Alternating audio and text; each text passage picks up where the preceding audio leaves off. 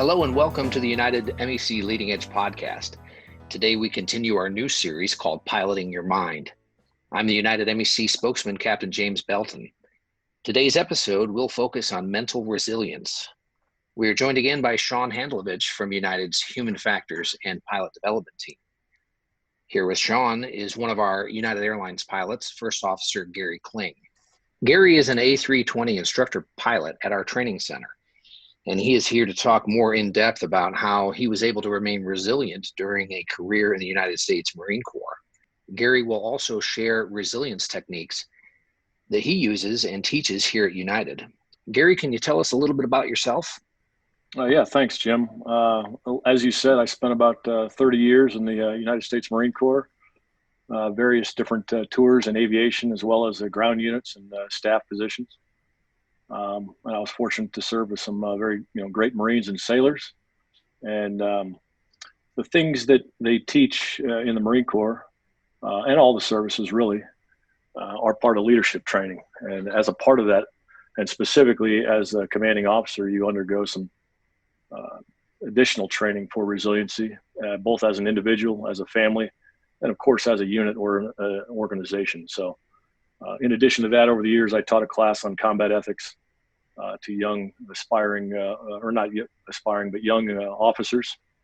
And I've also been involved with substance abuse counseling, and some post-traumatic winning is a program that a buddy of mine teaches. So over the years, just like every person, we all had our ups and downs, and the things that the Marine Corps has given me as tools have come in handy, both then and now.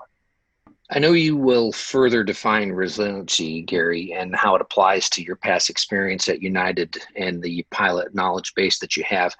Can you include those interesting buzzwords we just heard, combat ethics and post-traumatic winning? That sounds interesting to me.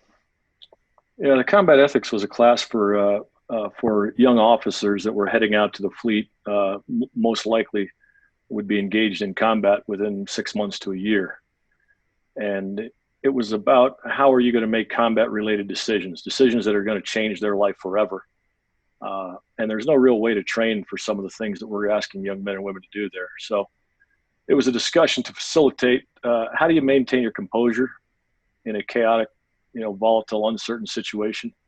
And most importantly, how do you maintain your moral compass and not become a savage, and have mental clarity and focus during times of extreme stress and duress, and then have enough spiritual armor, as we call it, similar to body armor, but spiritual armor, to protect yourself such that you would keep your honor clean, as we say in the Marine Corps, all while executing your mission, and you become home whole without any mental or physical injury. So that was combat ethics. Post-traumatic winning, a good friend of mine, Mike McNamara, runs a podcast called All Marine Radio, and it was founded based on the principle of helping struggling veterans. They could be struggling from stress, family, combat, unfortunately, lots of suicide. And he talks to various Marine and other military groups on his radio show. And he goes out and he teaches what program that he calls post-traumatic winning. And it's about no stress disorder, not post-traumatic. It's not a disorder. It's just life. And life throws some curveballs once in a while. And how do you overcome those? And it's really all the same things we're talking about today: resiliency, having a network, and working hard and practicing it deliberately so you can overcome adversity in your life.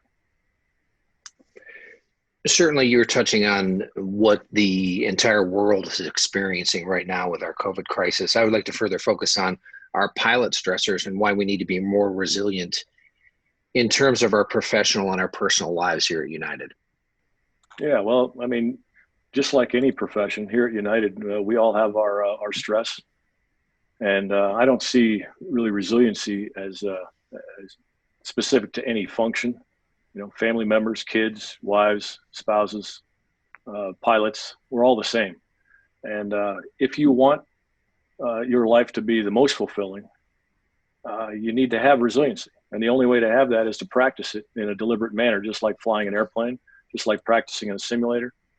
But it's really simple. Stress and trauma are going to invade your life. There's no doubt.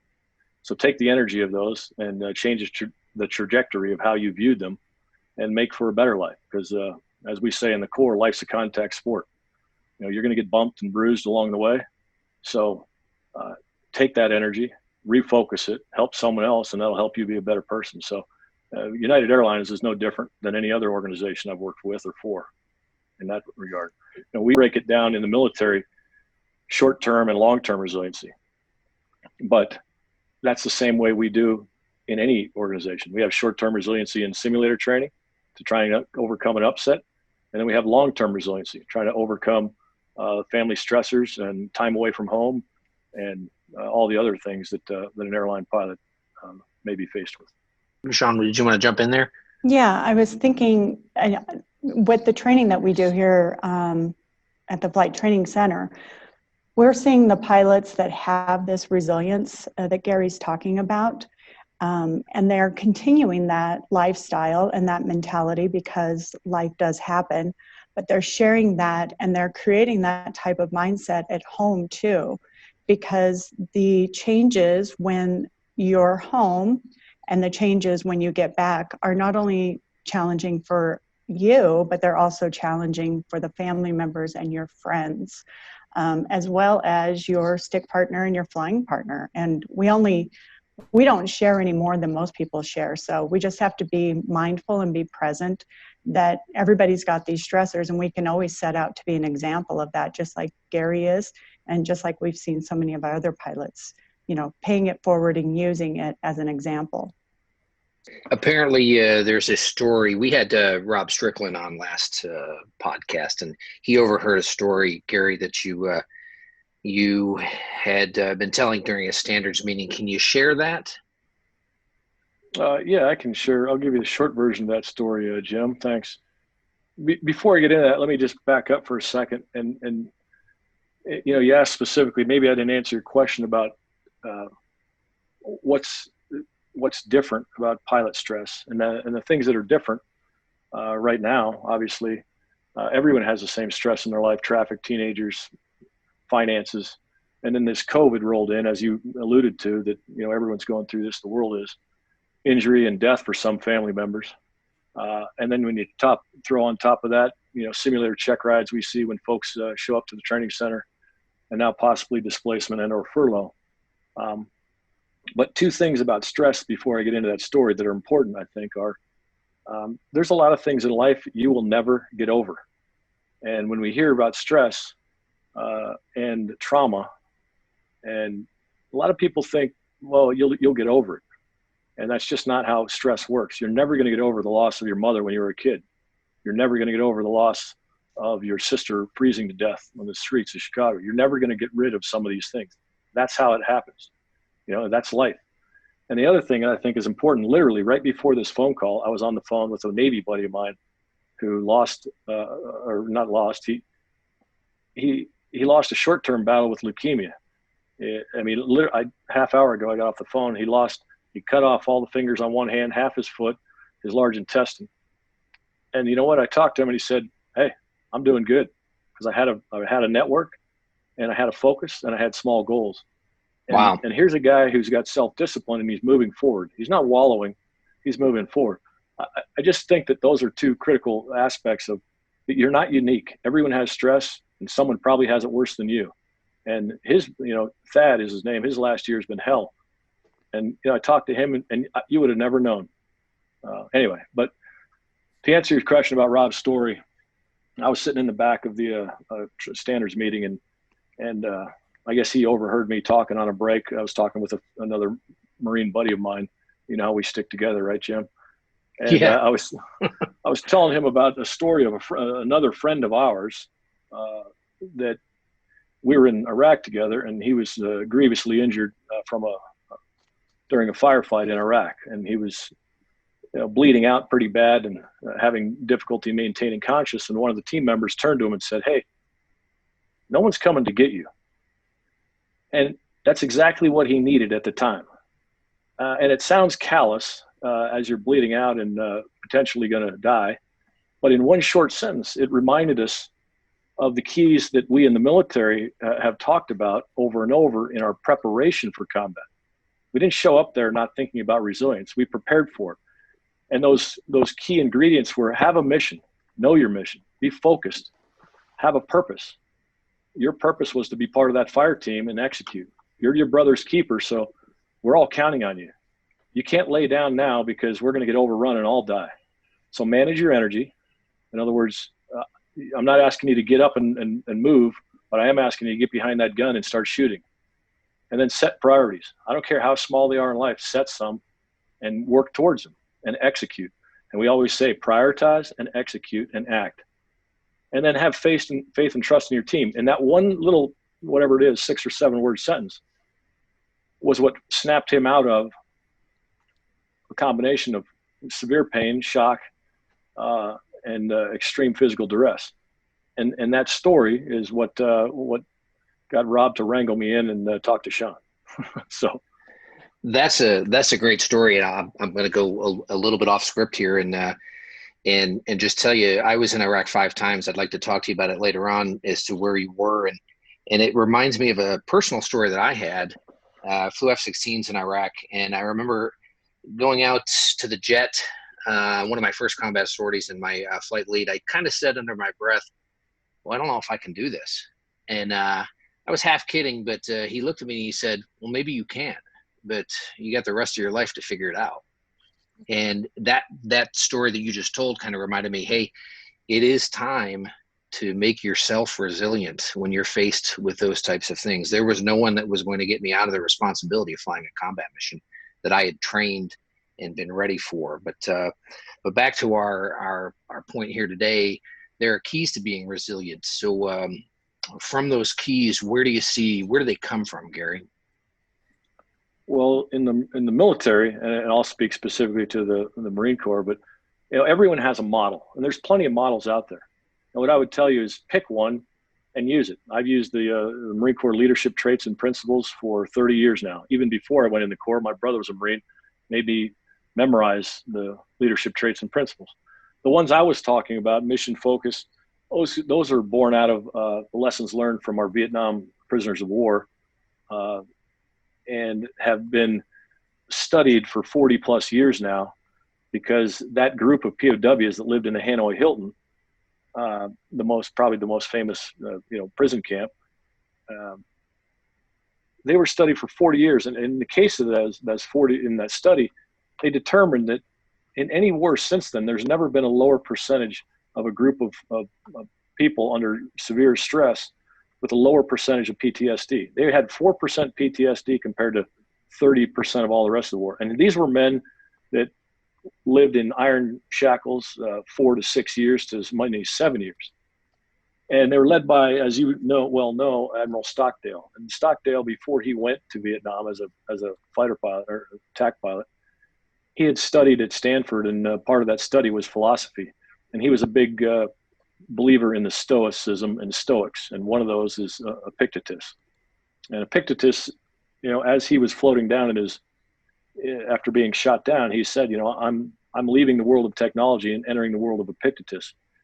And he knew, because he had prepared, and this is the key to resilience, he had prepared that it's not what's based on Epictetus, it's not what happens to you, it's how you view what happens to you. And your attitude is completely defines your initial reaction and then your long-term ability to sustain, withstand, and then become resilient at the backside of it. And so the prisoner, he wasn't the most senior guy. Most people think Stockdale was the most senior POW, and he wasn't. But he became a leader because of these keys that he espoused, and him and the rest of the POWs had developed over the time. And it's an amazing story. It just so happens that the lady I used to rent a room from when I was working in the Pentagon, she wrote this book called Lessons Learned from the Hanoi Hilton, 6 Characteristics of High-Performing Teams. Her name is Taylor, and she did extensive research into this. But it's a great book if anyone is looking for a book to learn about a little bit of resilience. I just get so captivated. I could sit and listen to Gary forever. These stories are just so inspirational, and it makes me think about the other professionals that I work with in the other industries. So our first responders, law enforcement, and they have unique outcomes to their stressful situations. But generally, they're just like Gary's saying, that they go into it being resilient and prepared for it, but it's the afterwards, it's the PTSD from the memories of the visceral remnants of what had happened and what those events were that they participated in. But the resilience that Gary defines, those are traits that our pilots use as well. Shawn, that's a great point. Most, it's funny, going back to the Hanoi Hilton, when they started studying the prisoners of war, there's this place in Pensacola, Florida, and it's called the Mitchell Institute or something like that. But the Mitchell Institute was they gave personality tests to all the POWs that returned. And when they had analyzed these, they came up with these 5 character traits. And they were going to try and use them to define why was it that they were so resilient? Why did they have such low PTSD? Could we use this for recruiting purposes to further recruit people who have this high level of resiliency for combat operations, et cetera? And what they defined is most of them were aviators or pilots in United speak, but aviators in naval aviation speak. And they found these 5 A's is what they called them. And they were aggressiveness, they were adventure, they like adventurous people, adaptability, and the last 2 were what was most unique. And they were both highly ambitious people. At the same time, they were highly prone to affiliation, which are normally polar opposites when you discuss high achieving people. They want to do it on their own. But this combination of ambition and affiliation is what many of the folks in hindsight attribute to the success of the POWs and coming home whole. And it's just an interesting thing. So those character traits that you were talking about, Shawn, were born out of this study of the 6 characteristics. And those 6 characteristics they're well documented in this book, but they're the same if you read business books on resilience or any other book. It's just another model. It's said maybe a different way. But those characteristics were, hey, mission first, have a mission, know the mission. This gives a person purpose. That could be flying for United Airlines. That could be taking care of your family. That's a mission. It doesn't have to be this frontline combat mission. Everyone has multiple missions, right? And then you're your brother's keeper, right? The whole do unto others, but look out for your teammates. It's just common sense. The third one that they used in the POW camp was think big and basically. And that think big and basically was really to say, keep it simple, make sure you have a focus. And they developed their own mantra. It was return with honor. They were going to return whole and with honor. They didn't break the code. They didn't break their will. They came home and they were all super successful, right? Senators, congressmen, et cetera. If you move that forward in the Marines, 60 years later, 1st Marine Division, we had a mantra: no better friend, no worse enemy. We'll be your best friend or your worst enemy. You decide. When we went back into OIF 2, after OIF 1, the commanding general, General Mattis, who I used to work for, he tagged on part of the doctor's oath, first do no harm. We're not there for full combat. We're there for rebuilding. But the point is, have a big basic theme of your organization, your unit, or your own beliefs. I'll hit the third one was, or the fourth one was, what it's called in the book is called "Don't Piss Off the Turnkey." And the turnkey was the guy that came around and brought you your food, and which was very little, and maybe some dirty water in the POW camp. And Stockdale, when he landed there, espoused to all the other people, like, don't get mad at this guy. He's a low level. All he can do is make your life more miserable by not bringing food. Save your energy, manage your energy, focus on the things that you can change, not that you can't. And again, it goes back to his belief in Epictetus and Stoicism. And then the last 2 are pretty simple. Keep the faith. Have a faith. Believe in something. I don't care if it's a religion or whatever, but you got to believe in something bigger than you. And that's, in the military, we talk about spiritual armor and having some form of spiritual armor that you can rely on when there's nothing else left when hope is the last course. And then the power of we is what every organization talks about. Have a team, understand that you're part of the team. You have to do your job for the team, and you have to do it extremely well. But the power of the team is more powerful than the individual. So those are the 6 characteristics. Gary, some of our pilots may be a little reluctant to embrace various concepts that we've mentioned in our podcast. Can you dispel some of the myths about resiliency and mindfulness and help us relate to that? I mean, I say this tongue in cheek, but I'm a fighter pilot. I don't need this touchy-feely stuff, right? Well, the problem with that statement is you don't know until it's too late. It's like anything, right? Yeah. If you think that you're going to go through life unscathed, then you're right. But the guy I just got off the phone with didn't know 8 months ago he was going to lose his right hand, his left foot, his large intestine. And literally 45 minutes ago, he told me, if it wasn't for my family and the network and for small goal setting, I wouldn't be here talking to you.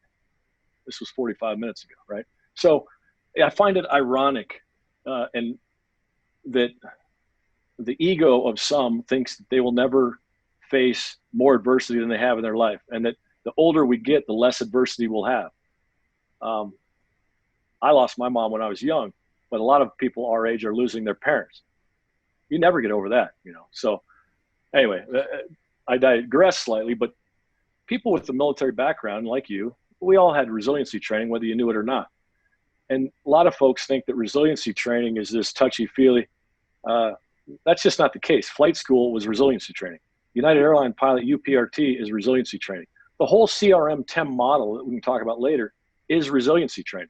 SEER school, combat training, anything that was built to push your physical, your emotional boundaries so that you learned what mental toughness is, you learned what to do next time, and you gained confidence and competence in your ability.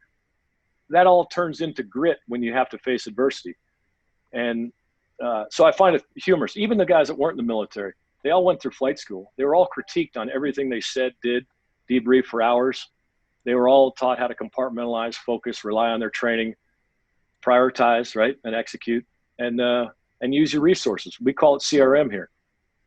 It's just how you deliver the material. But I find it ironic when people say, "Oh, I'm not going to embrace human nature and face adversity." I'm like, really? You must live in a bubble. Who wants to lengthen their recovery, suffer more, live a less fulfilling life, not be able to help your family? I don't know anyone that, and if I do, I'm certainly not hanging around with them. So, yeah, it matters how it's delivered for sure. But the idea of being mentally tougher, stronger, being able to help others recover, which is what I was doing before this phone call, what's not to embrace? I mean, it sounds to me like a pretty good life. I love that. I do. I think you're absolutely spot on. And Gary, the other part that I know that you have been exposed to and that our pilots are exposed to on different levels is depression and the mental health side of the rippling effect after or during. And these tools that you're talking about are so relevant that, it's unfortunate for your friend, but it's amazing how powerful he's coming back and his resilience, but that he speaks about his network and his family and that support. That's the same thing for mental health. That's the same thing for depression. That's the same thing we need when we get into a funk. That's the same recovery process. And that's where the mental toughness comes in. It's a choice to be optimistic. It's a choice to reach out to your network of people. These are actions that we have to take to survive. And that's a choice of being deliberately resilient. Yeah, going back to the myths, I've heard that, the same thing you said, Jim. I was a fighter pilot and that's great. And, and there's this myth out there that resiliency is for weak people. And so then I line up who does resiliency training as an organization. And the U.S. Army does master resiliency training. The U.S. Marine Corps does operational stress control and resilience training for their families and the Marine. The U.S. Navy SEALs do resiliency training. They do things like visualization, self-talk, focus, mental preparedness. This is all pre-adversity, right? You're not waiting to adversity and then trying to put a bandage on it. They're doing it and then probably the toughest group that I know is a military spouse. And you know that, right? you're gone for, at one point, I was gone 20 out of 27 months. My wife was home with 4 kids under 6. Oh yeah, my wife had 3 boys, and Yeah. one of them accidentally broke her nose when I was on a deployment. Talk about resiliency, right? I couldn't have done that. I would love to say that, oh yeah, I was in combat and that was tough. I wouldn't have lasted 4 weeks with 4 kids under 6, right? But the point is, is it for the weak? Resiliency training is for the strong. It couldn't be for the myth is so 180 out if you prepare for it. POWs are the most resilient group that we've ever studied longitudinally. And I've never called Stockdale or anyone else weak, and I never would. And then the fact of the matter is they say, well, okay, it's for the weak. Well, then why'd you go to flight training? Because that's resiliency training. So I think ego accounts for much of that myth. And I feel bad for the person that didn't prepare. There's a saying, as you know, the only thing worse than not testing yourself in combat is showing up unprepared. And it's even worse after it if you were unprepared, physically, mentally, spiritually, emotionally. So I cancel that myth right off the top of the list. The other one that they always say is, well, you can't teach it. You either have it, you were born with it. Well, then why did your parents say make lemonade out of lemon, right? They were trying to teach you something early on. So if it was the case where we didn't get better, then we'd only have a 1-flight syllabus in the training center. We wouldn't send guys through emergency training multiple times because you were obviously as good as you're going to get handling a complex emergency, the first one. So, the fact of the matter is they just didn't think about that when they said it couldn't be taught. Not only that, but there's 30 years worth of research at University of Pennsylvania. Like I said, the Mitchell studies at Naval Aviation. UPRT has tons, the upset prevention recovery training. They have tons of NASA human factor science in the impacts of startle and the reaction that you have when you're startled. So the CREM-TEM model is nothing more than a resiliency model, And again, if someone's looking for a model and they don't have one in their life or philosophy now, use it. So as aviators, we all live on this 4 levels of learning, right? Rote memorization, understanding, application, correlation. And a lot of people think because they read about a book about resiliency, that's level 1 of learning. They don't have to understand it, or even if they do understand it, they don't have to apply it or correlate it or practice it. Again, good luck when real adversity hits you. So the complicated, touchy-feely one that you said, I'm going to help you out, Jim, okay? It's common sense, okay? Resiliency training for the Marine Corps might be more common sense because maybe we're not that intellectually rigorous, okay? We're known for doing pull-ups, not calculus. But the end of the day is there's nothing complicated about it. It's common sense put into common practice.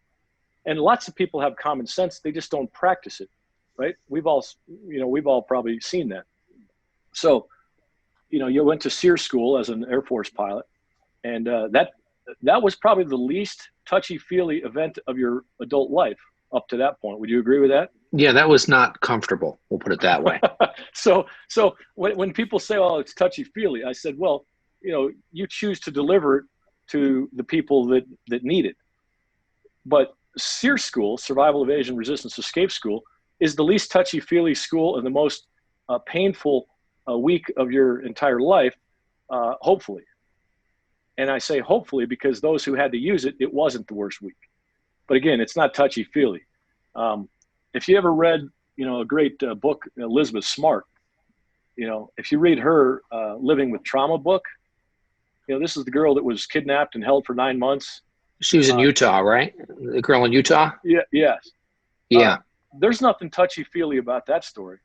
And that's one of the most inspiring stories of resilience you could ever read, So anyway, what's funny is every single movie ever made is about resilience. Have you ever seen one that says, oh yeah, and then he faced adversity and then that's the end of the story. He didn't come back, right? Rocky, Rambo, Lion King, I don't care what you look at. The good movies anyways, right? Yeah, there's not a single one, right? Right. And they're like, oh, it's touchy-feely. Well, it's only as touchy-feely as you make it. So don't make it touchy-feely. Yep. At the end of the day, Patton, said it well. A pint of sweat is worth a gallon of blood in combat. So, put your pint of sweat in or suffer the consequences and do so at your own prerogative. But anyway, the other one you always get is, oh yeah, this would be good for a friend, right? That's the person who's afraid to stick their neck out and say, you know what, I could use some more of that. And my brother gets this all the time. My brother does mental health, drug addiction counseling, and he's qualified because he was a drug addict, right? And so he gets this all the time. Yeah, I'm just calling for a friend. I wanted to get, well, if you're not going to take responsibility for your own life, then there's no reason to do resiliency training, right? Because it takes responsibility, sure, self-discipline, and willpower. But I like saying, yeah, I don't need more resilience. Someone else does, but that's like being too fit or too rich, and you never heard an airline guy say that, right? Oh yeah, I would. Right. I wouldn't want to make more money, and sure, I don't want any more resilience. God, that would be terrible, right? Yeah, like I think before, it's what gets me out of bed in the morning. Yeah. So can you imagine a POW 3 years into an unknown duration say, you know what, I think I got enough resiliency. I'm good. I'm not gonna practice. I'm not gonna get on the wall and tap and communicate with my teammates anymore. Well, there actually were some of those, and they died. Yeah. And they're not here anymore. So that's the auditor of not having resilience is pretty clear in their situation. Yeah, don't have resilience, don't gut it out, don't work harder, and yeah, it's just a shorter life. So enjoy. I'm just going to go back to your point, Gary, where you were talking about it's only as bad as you think it is, and that somebody out there may have something worse, and it's all relative. And when we're judging each other's struggles or challenges, we run the risk of really making ourselves, we're separating each other, basically. And that's harder to heal. It's harder to, like we said, we need our team, we need our resources, but thoughts are just thoughts. That's it. So your perspective of something is a whole story that comes from your previous experiences to this or something like it. And your response to that is going to drive your reaction, which is going to ultimately impact the results. When you are aware of your perspective and whether it's helpful, beneficial, or not, that's where the controlled thoughts and awareness to your perspective and what you're putting out there, or the uncontrolled thoughts to just letting those things overwhelm you, and then it takes you down. But I just wanted to hit on that it really is important that you understand it's about your perspective of it. How bad is it? As bad as you say it is. That's right. Yeah. What I like about Shawn, I met her a couple months ago, and she puts it very eloquently in scientific terms, and then you hear from the Marine. Sorry about that. I dumb it down.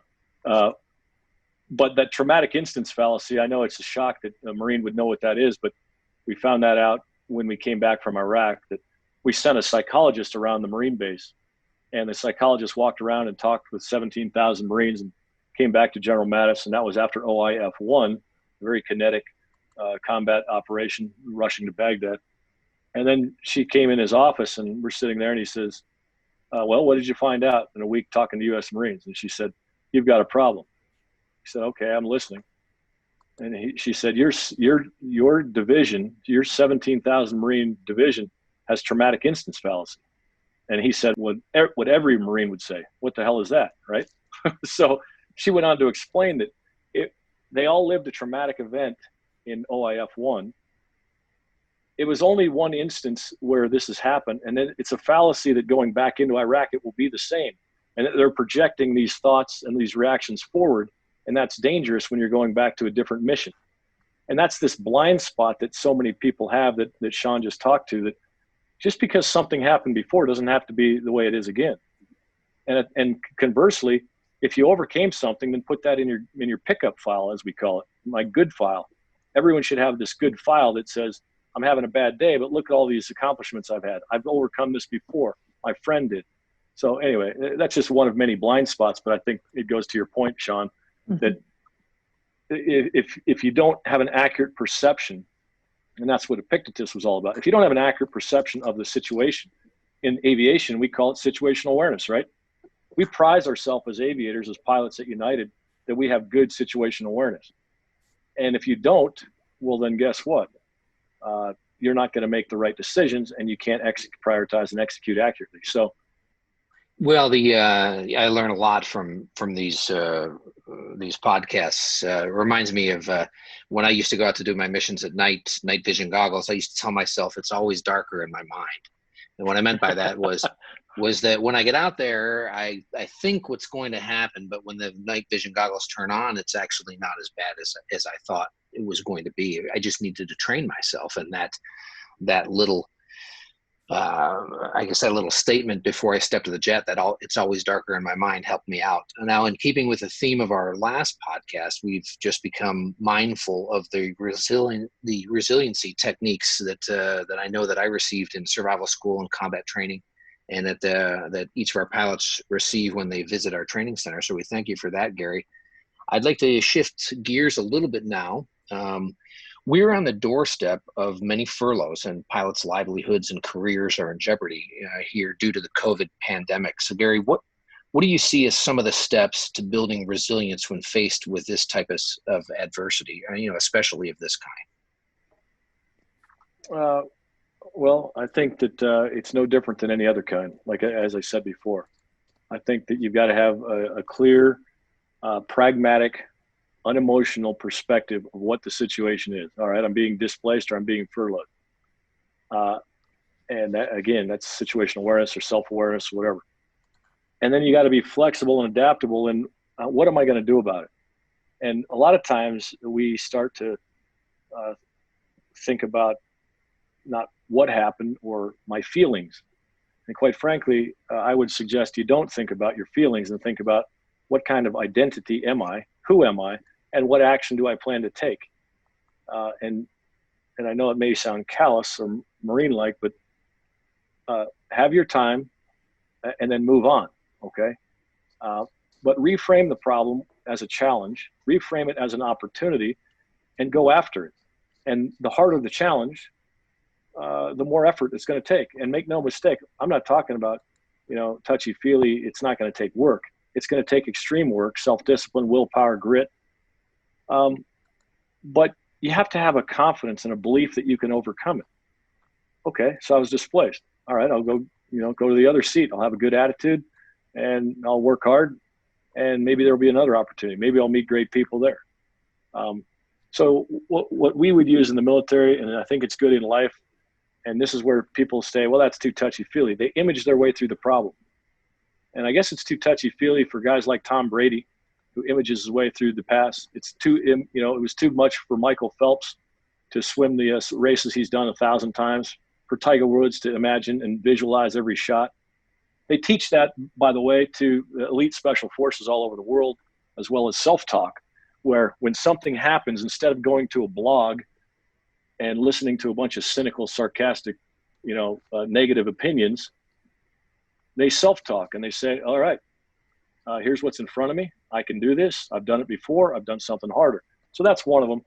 The other one we talked about roughly is don't have a blind spot. Don't let burnout lead to complacency. Don't let loneliness or isolation as your time away and you're sitting in a hotel room on a layover be a negative attribute. Use your time focused on your mission. And your mission is to support your family or do whatever it is, but have that sense of purpose. And you can do a whole podcast on identity and purpose, but go create something for yourself. Don't just sit there. So if I said anything, it'd be situational awareness, have a mission and a sense of purpose. This is all the same stuff you learn in the military. Have a team focus, whether that's your family, your faith, your crew, whatever it is, and set small goals. Don't try and eat the elephant in one bite. Set small goals. If today you can only walk, 15 minutes, then do it. And then tomorrow, 16. If today you need to make a new resume because you got furloughed, then do it today. Don't put it off to tomorrow. Don't wallow. You've heard Churchill's famous quote: if you're going to go through hell, go through fast, right? Don't wallow. Don't sit in it. And because it's not going to get any better not doing anything. And then, the last two would be prioritize and execute. That's what you hear in high performing teams. Make priorities and execute on them. And then improvise. No plan survives first contact with the enemy in your life, in your family, in an airplane emergency. So keep prioritizing. One of the things that not all folks are good at is prioritizing their expenses. And their expenses, what I've found dealing with lots of people who are stressful, is when you peel the onion back, their finances exacerbate every other aspect of their stress in their life. And either they didn't manage them well, or they don't manage them well, or they didn't understand that was amplifying their problems. And then lastly, this is more in Shawn's kind of lane of expertise, but the mental, the physical, the spiritual armor that we talk about in the military is completely appropriate in any line of work, including United. Humor is the most stressful times in my life have also been some of the funniest, both then and in hindsight. And so use some. Take a step back and realize that there might be something funny in here. Find yourself a battle buddy, as we call them, someone who's honest with you, that can point out the goodness of a situation when you can't. And then anyway, so those are some of the things. But that self-talk that you just mentioned, that's much akin to the chair flying that I did all through my pilot training. Wouldn't you agree? It's exactly chair flying. Yeah. Yeah. But yet when you say self-talk, people say, oh, that's too touchy-feely. And then I'm going to say, okay, well then I'd like you to say UPRT out loud, and I'd like you to go back to the DoubleTree and chair fly this. Oh, okay. Okay. Yeah. Well, guess what you were just doing? You were doing self-talk. Yeah. I use that with my sons. I tell them to chair fly or mission plan, mission plan it and then chair fly it. It makes it sound a little bit more, I guess, tough guy. This is great stuff, Gary. I really appreciate your insight. We all have different situations that we're dealing with regardless of our similarities. What are some of the factors that might affect our abilities to be resilient, maybe detract from those abilities?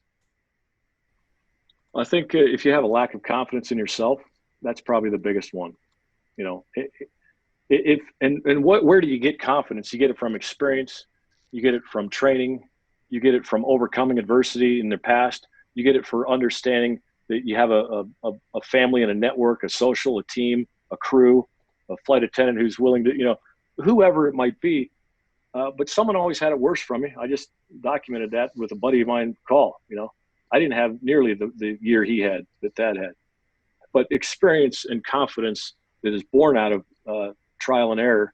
You're going to lose sometimes, and you got to dust yourself off and take the lessons learned. I'm a big fan of that debrief card. Not the debrief card is a good life model. What went wrong and why? What could have gone better and why? What would I do next time? Right? I've asked myself that at the end of the day for 30 years. So confidence, number one. The team is the number two, I would say, to answer your question. If you don't have a strong network, doing all this on your own, there's just, I hope for anyone listening that they never have to rely on the team. But if you have real adversity, and even just simple adversity, it's nice to be able to talk to someone. It's nice to be able to, someone to empathize and listen. And maybe they have a different perspective and can help shape it. And maybe they can help you set those goals and take the action. And that's what I'm doing with that buddy of mine I got off the phone with. We're going to help him get back moving in the right direction. So this is a little bit of an advertisement for Lynn and her SOAR team, which is great. That's I'm glad you're saying it like that. The last part of what you said in terms of factors that influence it, I think it goes back to what we've already said, and Shawn has mentioned it. It's how you view stress. And is this this is an enduring, lifelong, it's always me. And, every time you hit the ball and it doesn't go where you want it, oh man, you're mad at yourself? Or do you say, no, you know what? I should have shifted my grip a little bit. I should have, my backswing, learn something from it. Or do you view it, life happens. It's not personal. It's temporary. And guess what? Game on. There's the challenge. The bigger the challenge, the more I'm going to dig in, the harder I'm going to work. But it's time to step up and execute, and this is probably not good for your viewers, but Marine parenting technique is when your kid comes in and has a stressful event, you say, oh, good. And they're like, Dad, that's not good. Actually, it is good.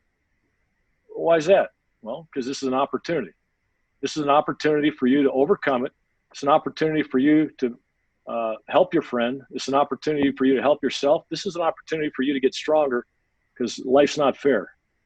And Gary, I just want to add on to that resilience builds resilience. And that's why I love that that a Marine parent would tell a child, this is great, this is making you stronger, this is challenging. But the more resilience we have, the more resilience we build, ideally, with all of the proper tools and techniques that we're talking about. But that's where people get tougher, is being pushed to have to get back up again. It's not a one and done thing. And then if I can just hit on your point about the confidence part, I believe confidence is the magic of just about everything. Of anything successful is going to determine your confidence. And here at the training center, when we're doing our basic NDOC class, one of the things we talk about is that confidence and how that impacts the outcome, comparing two different pilots who may take the same path to get here to United, but the success of one pilot who's confident over another pilot who has got a lot of self-doubt, and his self-talk as he's walking into a simulator may be all about the things that in the past that went wrong. So he's taking those thoughts and energy with him about what went wrong. So that will be an interesting and challenging event for him, versus a pilot who walks in thinking about all the things that he's done right and how he's prepared. And he's comfortable, he's familiar with what he's doing to the best of his ability. It just makes up the difference of the success of the outcome. I just love that you guys would encourage kids to see it that way. It's not wrong. It's making you better. You're learning. It's an opportunity. Gary, I certainly appreciate your Marine Corps view. I was in the Marine PLC program in college, and somebody decided that my grades are too good to stay in the Marine Corps, so I went in the Air Force. But I do use that type of thing. I raised 3 boys, 2 of which are in the military right now, and one of my favorite lines was when they had that type of stressful was, "Hey, suck it up, Buttercup. You got to go back in there and finish the game. It's time to learn from your mistakes and get going." Now, here at United and what we do, Shawn and Rob Strickland discussed in our last episode how cockpit resource management interfaces with resiliency, like a key component, if you will. And the learning, progression, and acceptance of CRM in our aviation community has evolved over time. Can you, Gary, better explain the parallels of mindfulness and CRM? Sure, Jim. Well, I can do it probably on the CRM. I'm going to leave Shawn to touch the mindfulness, because I'm not sure what that is. I was accepted in the Marines, and I didn't have that high GPA, but I could do a lot of pull-ups and run fast. So just kidding. Hey, CRM model is we're training we're not training for when everything goes well, but for when it doesn't go well. And so sometimes in training we get or on the line, you're not having complex emergencies, thank God, because our maintainers, our folks that take care of our planes, they're doing a great job. But it's just another model. And I would argue that if you don't have a model for how you approach resiliency, the CRM model and the guys that put that together applies both in the cockpit and out of the cockpit. Planning and decision-making is the first CRM skill. And we do that when we show up at ops. But again, as I've said, no plan survives first contact, right? The weather changes, the new airplane, whatever it is. So that works in your own life too. Do you make short-term goals anymore? A lot of adults, they stop making goals. They don't try and improve themselves. Maybe they're happy with the status quo, or you become complacent. I try not to do that as a plan. I mean, I plan to. And this is going to sound wrong, but I joined CrossFit to hurt myself purposefully, right? Push my mind. So that's part of the plan, is to get better. Leadership effectiveness, that's at home, right? It's whether you're an FO, a flight attendant, maintainer, it doesn't matter who you are. Everyone's a leader. Either lead with authority or without, it doesn't matter. But your kids are leaders, and they're expecting you to lead. And so are you grading yourself on that at the end of the day? How well were you a leader in that? And unfortunately, some people don't realize until it's too late that they were a role model, right? You've all seen those folks. Situational awareness, we talked about. Having that accurate assessment of your life and then communicating it to someone. Are you talking to someone? Do you have a battle buddy? Can you tell your wife things you're thinking without being judged and graded, or your spouse or a good friend? And this is probably the biggest part. When we talk about CRM, we always focus on it all comes down to communication. And people have been writing about resiliency for 3,000 years, and yet we're still seeing people that are unwilling to reach out. Reach out, communicate with someone, tell them that you need some help. Everyone wants to help. And it's just the opposite. Most people are like, well, I don't want to burden anyone. It's not a burden. They want to help. That's because they're your friend. So reach out. And the whole monitor CrossCheck part of CRM, right? Check on your friends, establish your relationships. When I see monitor and CrossCheck, I'm talking about, am I monitoring, cross-checking my life, my health, my fitness, my relationships? Are they strong? Do I pick up the phone? Do I text someone? Am I building that network that either I can help them or they can help me? Not because I want anything back, just because they're my friend. So do something, but and then workload management.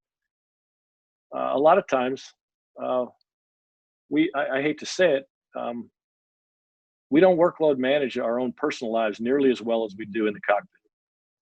And that's something we all struggle with. We waste time on rhetoric, blogs, mindless social media stuff that is a waste of time.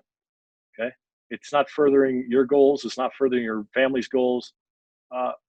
If you want to, so be effective and be efficient with your time, and get up in the morning, as Admiral McCraven used to say, make your bed. So at least if the day was terrible, you got a bed to sleep in, right?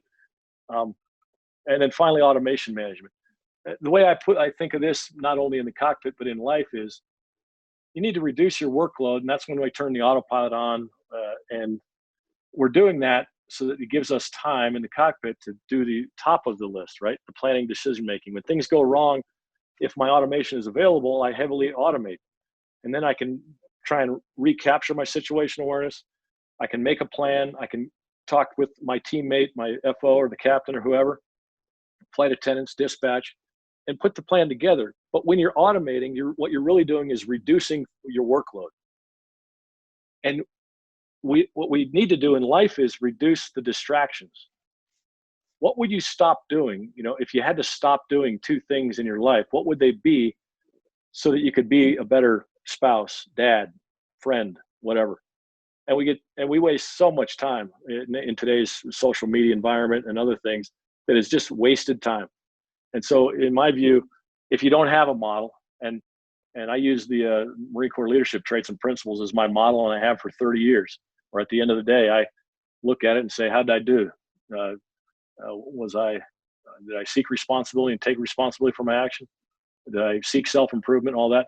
But this is a good model. And I already talked about the debriefing card. Again, it takes 2 minutes. What went well today? Or do it with your family. Hey, what went well today? Ask your kids. Why? Why'd it go well? Oh, that's good. Let's talk about that. What could have gone better? Why? Oh, that's good. Hey, what would you do next time when you pulled out of the driveway and you hit dad's car? So, and I just had one of those too. The bottom line is, have a model. It doesn't matter what model. It just matters that you're grading yourself accurately and that you're trying to get better each day, so that when you have the bad days, you know that you can get through them. And as Shawn said, your resiliency builds upon itself. You don't do it in one day. It's like planting a tree. The best time to plant a tree was 20 years ago. The second best time is today, though. So you better start planting. I love those analogies, Gary. And just on the mindfulness side, I think you hit it really well, honestly. The only thing that I would say is that, always have a model, just like you said, Gary, but considering not following your model or not following our CRM-10 model, when you are not being mindful and you're not being aware, you're compromising your model. And when you're in the flight deck and you're not being present, you're not communicating, you're not using your planning, decision making, or workload management skills, you're compromising the success of the flight and the overall intention of a safe arrival. Being aware is this essay, self-aware and situational. But I think you hit on everything else as far as the mindfulness side. I thought it sounded good. So to recap, let's talk a little bit about some of the takeaways and lessons learned from the episode, and just touch on that before we end. Gary, what do you have? I think my takeaway is that your attitude sets the course for your reaction. Self-discipline and willpower are required, and they'll enable you to benefit from life struggles. Not just survive them, not just get to the other side, but benefit and help others. But, and it's a big but, only if you prepare. That's my takeaway. I can certainly see how that can apply to those of us that are doing a requal, facing a furlough, a new commute, a changing career, or many of the compounded life events that our pilots now face. Shawn, what is in store for us in the next Piloting Your Mind episode? Jim, on the next episode, we have Dr. Quay Snyder from AMAS here to talk about pilot stress. And then we're also going to hear a testimony from one of our own United pilots, Luis Perez. Luis has been using mindfulness techniques for quite some time, and he's used them to mitigate physical and mental challenges and has some great stories to share with us. That should be fascinating. For those of you listening, thank you for tuning in to the United MEC Leading Edge podcast, Piloting Your Mind series. To our guests, Gary and Shawn, we greatly appreciate all of your hard work, especially your observations and insights. On behalf of the United MEC and all of our ALPA volunteers, fly safe and stay healthy. I'm Captain James Belton.